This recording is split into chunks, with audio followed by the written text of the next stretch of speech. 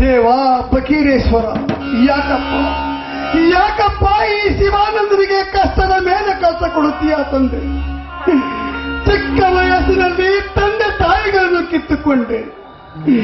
ನನಗೆ ಆಧಾರ ಸ್ತಂಭವಾಗಿದ್ದ ನನ್ನ ಮಾವನನ್ನು ಕಿತ್ತುಕೊಂಡು ನನ್ನನ್ನು ಒಬ್ಬಂಟಿಗನನ್ನಾಗಿ ಮಾಡಿದೆಯಾ ತಂದೆ? ಈಗ ನನ್ನ ಅಳಿಯಂದಿರನ್ನು ನನ್ನಿಂದ ದೂರ ಮಾಡಬೇಡ ತಂದೆ, ದೂರ ಮಾಡಬೇಡ. ದೇವಾ ದಯಾಸಾಗರ, ದಯವೇ ಧರ್ಮದ ಮೂಲವಯ್ಯ ಎಂದು ನಂಬಿ ನನ್ನ ಅಳಿಯಂದಿರನ ಬೆಂಡಿಗೆ ಬೆಂಗಾವಲಾಗಿ ನಿಂತಿದ್ದ ಈ ಶಿವಾನಂದನ ನಂಬಿಕೆ ಎಂಬುದು ಕಾರ್ಯವಿಲ್ಲದ ಕಂಬ ಸುತ್ತುವಂತಾಯಿತೆ.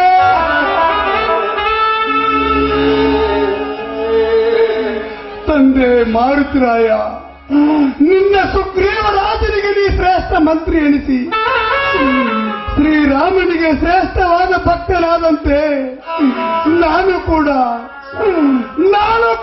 ನನ್ನ ಮಾವನ ಆಜ್ಞಾಧಾರಕನಾಗಿ ಆದರೆ ಚಂಚಲ ಲಕ್ಷ್ಮಿ ಎಂಬ 2 ಲಕ್ಷ ಹಣವು ನನ್ನ ಅಳಿಯಂದಿರರ ನೌಕರಿಗಾಗದೆ ಯಾರ ಕಿಸಗಳ್ಳರ ಪಾಲಾಗಿ ಹೋಯಿತೆ. ಈಗ ನನ್ನ ಅಳಿಯಂದಿರರು ಬಂದು ಮಾವ ಹಣ ಕೊಡು ಎಂದು ಕೇಳಿದರೆ ಅವರಿಗೆ ಏನು ಹೇಳಿ ಯಾರ ಮೇಲೆ ಅಪವಾದ ಬರೆಸಲಿ ಹೇಳುದೇವಾ?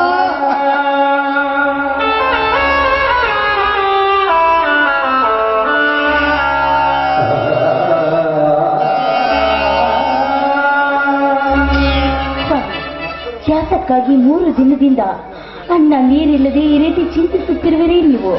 ಅದೇನಂತ ನನ್ನ ಮುಂದೆ ಹೇಳ್ರಿ. ಮೊದಲು ಕಾಫಿ ತೆಗೆದುಕೊಳ್ಳಿ. ಗೌರಿ, ನಿನಗೆ ಏನೆಂದು ಉತ್ತರ ಕೊಡಲಿ ಗೌರಿ, ಏನೆಂದು ಉತ್ತರ ಕೊಡಲಿ?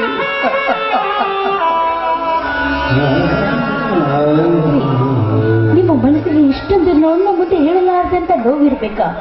ಅದೇನಂತ ಹೇಳದೆ ಹೋದ್ರೆ ನನ್ನ ಮೇಲೆ ಆಣೆಯಾಗಿದ್ದೀರಿ. ಗೌರಿ, ಗೌರಿ, ನನ್ನ ಅಳಿಯಂದಿರರ ನೌಕರಿಗಾಗಿ ನನ್ನ ಹೆಸರಿನಿಂದ ಬಂಗಾರಪೇಟೆ ಆಸ್ತಿಯನ್ನು ಮಾರಿ ನಮ್ಮ ಮನೆಯಲ್ಲಿ 2 ಲಕ್ಷ ಹಣವನ್ನು ತಂದು ಇಟ್ಟಿದ್ದೆ. ಆದರೆ ಈಗ ಆ ಹಣವನ್ನು ಯಾರೋ ಕಳವು ಮಾಡಿದ್ದಾರೆ ಗೌರಿ. ಈಗ ನಾನು ಏನು ಮಾಡಬೇಕೆಂಬುದು ನನಗೆ ತಿಳಿಯುತ್ತಿಲ್ಲ ಗೌರಿ. ದಾನ ಧರ್ಮ ಮಾಡಿದ ಈ ಉತ್ತಮರ ಮನೆತನ ಎಂದು ಹೆಸರುವಾದ ಈ ಕೀರ್ತಿ ತರುವ ಈ ಮನೆತನದಲ್ಲಿ 2 ಲಕ್ಷ ಹಣ ಕಳವಾಗಿದೆಯಾ? ಅಯ್ಯೋ ಶಿವ, ಕೇಳಲಾರೆ ಸ್ವಾಮಿ, ಕೇಳಲಾರೆ. ಸತ್ಯವಂತರ ಮನೆತನದಲ್ಲಿ ಸತ್ವ ಪರೀಕ್ಷೆ ನಡೆಯಲು ಹತ್ತಿದೆ ಸ್ವಾಮಿ. ಅಳಬೇಡ ಗೌರಿ, ಅಳಬೇಡ. ಜೋರಾಗಿ ಅತ್ತು ಈ ಮನೆಯ ಸುತ್ತಮುತ್ತಲಿನ ಜನಕ್ಕೆ ಈ ವಿಷಯ ತಿಳಿಯುವ ಹಾಗೆ ಮಾಡಬೇಡ. ನನ್ನ ಮಾವನ ಆಜ್ಞೆಯನ್ನು ಪಾಲಿಸುವುದಕ್ಕಾಗಿ ಇನ್ನೂ 2 ಲಕ್ಷ ಬೇಕಾದರೆ ತರುತ್ತೇನೆ. ಆದರೆ ಈ ವಿಷಯವು ನನ್ನ ಅಳಿಯಂದಿರಿಗೆ ಮಾತ್ರ ಗೊತ್ತಾಗಬಾರದು ಗೌರಿ. ಹೌದು ಸ್ವಾಮಿ, ಹೆತ್ತ ಮಗನಂತೆ ಸತ್ಯ ಮಾಡಿ ಉಂಟು ಬೆಳೆಸಿದ ನನ್ನ ತಮ್ಮಂದಿರಿಗೆ ಯಾವ ಕಾಲಕ್ಕೂ ಈ ವಿಷಯ ತಿಳಿಬಾರದು ಸ್ವಾಮಿ, ತಿಳಿಬಾರದು ಅಂತ. ಸತ್ಯಾನಂದನ MD ಕೋರ್ಸ್ಗೆ ಬೇಗನೆ ಹಣ ಕಳಿಸುತ್ತೇನೆ ಎಂದು ಹೇಳಿದ್ದೆ. ಎಲ್ಲಿಗಾದರೂ ಹೋಗಿ ಯಾರ ಕೈ ಕಾಲಾದರೂ ಹಿಡಿದು ಹಣ ತರುತ್ತೇನೆ ಗೌರಿ. ಸದ್ಯಕ್ಕೆ ಅಷ್ಟೊಂದು ಹಣ ದೊರೆಯಲು ಹೇಗೆ ಸಾಧ್ಯ ಅಂತ?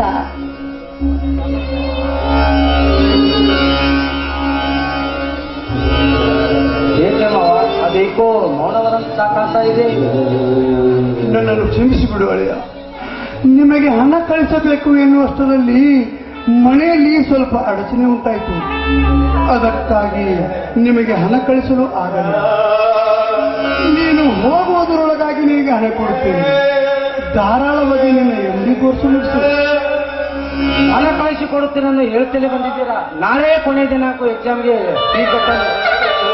ನಿಮಗೆ ಓದಿಸಲು ನನಗೆ ಇಷ್ಟವಿಲ್ಲದಿದ್ದರೆ ಹೇಳಿ, ನಿಮ್ಮ ಜೊತೆ ನಾನು ವ್ಯವಸಾಯ ಮಾಡುತ್ತೇನೆ. ಕ್ಷಮಿಸಿಬಿಡು ಸತ್ಯಾನಂದ, ನನ್ನನ್ನು ಕ್ಷಮಿಸಿಬಿಡು. ನೀನು ಒಬ್ಬ ದೊಡ್ಡ ಡಾಕ್ಟರ್ನಾಗಬೇಕು, ದಯಾನಂದ ಒಬ್ಬ ದೊಡ್ಡ ಪೊಲೀಸ್ ಅಧಿಕಾರಿಯಾಗಬೇಕು. ನೀವಿಬ್ಬರು ದೊಡ್ಡ ಹುದ್ದೆಯಲ್ಲಿ ಇರುವುದನ್ನು ನೋಡಿ ನಾನು ನಿಮ್ಮಕ್ಕ ಕಣ್ತುಂಬ ಸಂತೋಷ ಪಡಬೇಕು. ನನ್ನ ಮಾವನ ಆಸೆಯಂತೆ ಇದೇ ಉತ್ತಮರ ಮನೆತನ ಎಂದು ಬೆರಳು ಮಾಡಿ ತೋರಿಸುವಂತಾಗಬೇಕು. ಇದೇ ನನ್ನ ಆಸೆ ಅಳೆಯ, ಇದೇ ನನ್ನ ಆಸೆ. ಸತ್ಯಾನಂದ, ನಾನು ನಿನ್ನನ್ನು ಒಂದು ಮಾತು ಕೇಳಲೇ? ಯಾಕಪ್ಪ ಇಷ್ಟೊಂದು ಮೌನವಾಗಿ ನಿಂತು ಬಿಟ್ಟೆ? ಮಾನ್ಯರ ರಕ್ಷಣೆ ಮಾಡುವುದು ಯಾವಾಗ? ನನ್ನ ತಂದೆಯ ಕೀರ್ತಿಯನ್ನು ತರುವುದು ಯಾವಾಗ? ಅಷ್ಟೇ ಅಲ್ಲ, ನಾವಿಬ್ರು ನಿನ್ನ ಮೇಲೆ ಎಷ್ಟೊಂದು ಆಸೆಗಳನ್ನು ಇಟ್ಟುಕೊಂಡಿದ್ದೇವೆ. ಆ ಆಸೆಗಳನ್ನು ಪೂರೈಸುವುದು ಯಾವಾಗ? ಹೇಳು ಸತ್ಯ, ಹೇಳು ನೀನು. ಕ್ಷಮಿಸಕ್ಕ, ನಿಮ್ಮ ಮಾತಿನಲ್ಲಿ ಸತ್ಯಾಂಶವಿದೆ. ಆ ದೇವರಂತ ಮಾವನ ಮಾತು ನಾ ಮೀರಲ್ಲ. ಕ್ಷಮಿಸಿಬಿಡಿ ಮಾವ. ನನಗೆ ಈಗ ತುಂಬಾ ಸಂತೋಷವಾಯಿತು ಸರ್. ಯಾವ ಕಾಲಕ್ಕೂ ನಿಮ್ಮ ಓದು ನಿಲ್ಲಬಾರದು. ಯಾವ ಕಾಲಕ್ಕೂ ಈ ಸಮಾಜದಲ್ಲಿ ನಿಮ್ಮ ತಲೆ ಕೆಳಗಾಗಬಾರದು. ಎಂತ ಕಠಿಣ ಪ್ರಸಂಗ, ಎಂತ ಕಠಿಣ ಪ್ರಸಂಗ ಬಂದರೂ ಕೂಡ ಈ ಮನೆಯ ಕೀರ್ತಿ ಎಂದೂ ಕೆಳಗಾಗಬಾರದು. ಹಾಗಾಗಬೇಕಾದರೆ ಮೊದಲು ನಿನಗೆ ಓದಲಿಕ್ಕೆ ಹಣ ಬೇಕು. ಅದಕ್ಕಾಗಿ ನನ್ನ ಮಾವ ನನಗೆ ಪ್ರೇಮದಿಂದ ಹಾಕಿರುವ ಈ 10 ತೊಲೆ ಬಂಗಾರದ ಕೋಶವನ್ನು ಮಾಡಿ ನಿನ್ನ ವಿದ್ಯಾಭ್ಯಾಸ ಮುಂದುವರಿಸಪ್ಪ, ನಿನ್ನ ಕಾಲು ಬಿದ್ದು ಬೇಡ.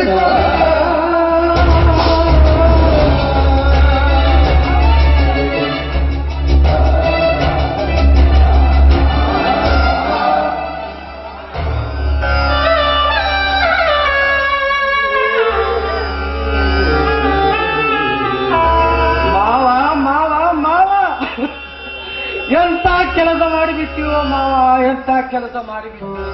ನಿತ್ಯ ನಿನ್ನ ಪಾದ ಪೂಜೆ ಮಾಡಿ ಆಶೀರ್ವಾದ ಪಡೆಯಬೇಕಾದ ತಮ್ಮ ಕೈಗಳಿಂದ ಪಾದ ಬೀಳಿಸಿಕೊಂಡ ಪಾಪಿ ಮಾವನನ್ನು ಪಾಪಿ. ನೀನು ಜೀವಂತವಾಗಿರಬೇಕೆ? ಕ್ಷಮಿಸಿ ಬಿಡಿ ಮಾವ.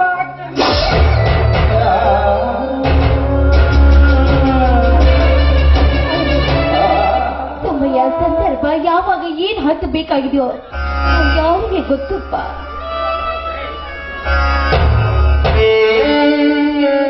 ಪವಿತ್ರವಾದ ನಿಮ್ಮ ಕೈಗಳಿಂದ ಉಂಡು ತಿಂದು ಬೆಳೆದು ಅದೇ ಕೈಗಳಿಂದ ಕಾಲು ಹಿಡಿಸಿಕೊಂಡು ನಾನು ಯಾವ ನಾಡು ಆಳದರು ಯಾದರೇನು ಅವನು ಪುಣ್ಯವಂತನಾಗಬಹುದೇ? ಹೇಳಕ್ಕ, ಕೇಳು.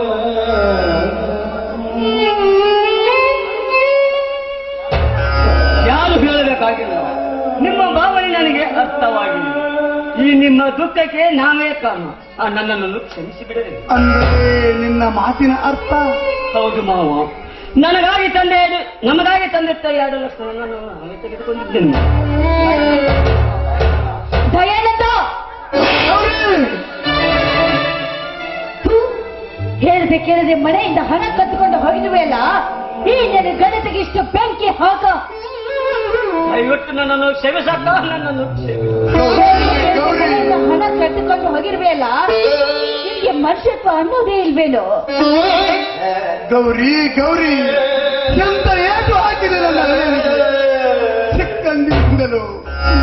ಚಿಕ್ಕಂದಿನಿಂದಲೂ ನೀನೇ ಅವನಿಗೆ ಉಣಿಸಿ ತಿನ್ನಿಸಿ ಓದಿಸಿ ಬೆಳೆಸಿ ದೊಡ್ಡವನನ್ನಾಗಿ ಮಾಡಿದ ನೀನೇ ಈ ರೀತಿ ಮಾಡಿದರೆ ಹೇಗೆ? ಪರಿಸ್ಥಿತಿಗೆ ಅನುಗುಣವಾಗಿ ಹಣವನ್ನು ಓದು. ಹೊಸ ಬಾಬಾನಗರ ಜನರಿಗೆ ಉದ್ಯೋಗ ಹಾಕಿ ಕೊಟ್ಟಿದ್ದೇನೆ ಮಾವ, ಉದ್ಯೋಗ ಹಾಕಿ ಕೊಟ್ಟಿದ್ದೇನೆ.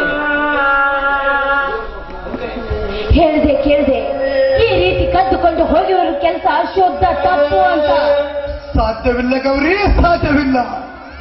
ಎಂದೂ ತಪ್ಪು ಮಾಡದ ನನ್ನ ಅಳಿಯ ಎಂದು ತಪ್ಪು ಮಾಡಿದ್ದಾನೆಂದರೆ ಇದರಲ್ಲಿ ಏನೋ ಮಹಾಪುಣ್ಯದ ಕಾರ್ಯ ಇರಲೇಬೇಕು ಗೌರಿ, ಪುಣ್ಯದ ಕಾರ್ಯ ಇರಲೇಬೇಕು. ಪರಿಸ್ಥಿತಿ ಅನುಗುಣವಾಗಿ ಆ ಹಣವನ್ನು ನಗರದ ಬಡ ಜನರಿಗೆ ಕೊಟ್ಟು ಉದ್ಯೋಗ ಕೊಡ್ತಿದ್ದೀನಿ ಮಾವ, ಉದ್ಯೋಗ. ಹೌದೇ, ತುಂಬಾ ಸಂತೋಷ. ಇದರಿಂದ ನನಗೆ ತುಂಬಾ ಸಂತೋಷ. ಸಾವಿರಾರು ಬಡವರಿಗೆ ಸ್ವಂತ ಉದ್ಯೋಗ ಒದಗಿಸಿಕೊಟ್ಟೆ ಅಲ್ಲ, ಇದೇ ನನಗೆ ತುಂಬಾ ಸಂತೋಷ.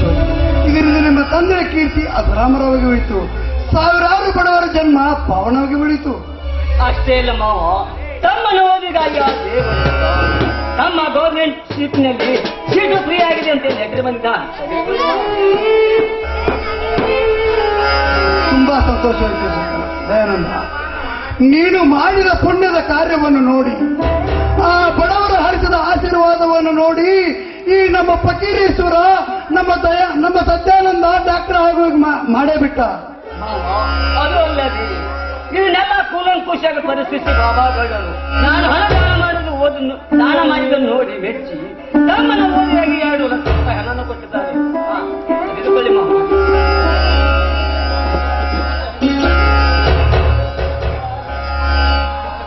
ಅದು ಆಗಲೇ ಅಕ್ಕ ಹೇಳಿದ ಹಾಗೆ ಸತ್ಯವಂತರ ಮನೆಯಲ್ಲಿ ಸತ್ವ ಪರೀಕ್ಷೆ, ಇದಕ್ಕೆಲ್ಲ ಕಾರಣ ಫಕೀರೇಶ್ವರನ ತಾನೆ. ಒಟ್ಟಾರೆ ಎಲ್ಲ ಕಾರ್ಯವು ಸುಲಭವಾಗಿ ನಡೆಯಿತು, ಜನರ ಆನಂದ ಬಾಷ್ಪದಲ್ಲಿ ಹೆಸರು ಉಳಿಯಿತು. ಇದೇ ಆನಂದದಲ್ಲಿ ಎಲ್ಲವನ್ನು ಕ್ಷಮಿಸಿ ಹಾಡಿ ಕುಣಿಯೋಣ ಬನ್ನಿ ನಾವು.